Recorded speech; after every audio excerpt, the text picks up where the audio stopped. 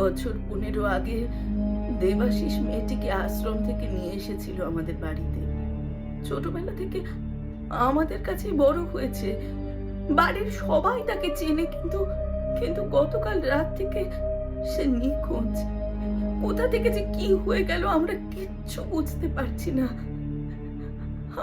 মেয়েটা কোথায় গেল?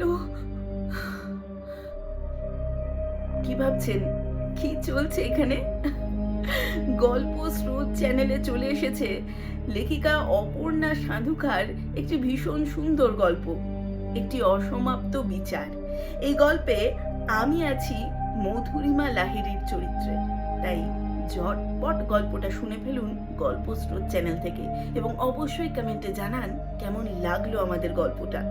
ভিডিওটা লাইক, শেয়ার এবং হাইপ করতে ভুলবেন না কিন্তু, এবং অবশ্যই গল্প স্রোত চ্যানেলকে সাবস্ক্রাইব করুন, সঙ্গে থাকুন এবং প্রত্যেক সপ্তাহে শুনতে থাকুন ভিন্ন স্বাদের নতুন নতুন গল্প।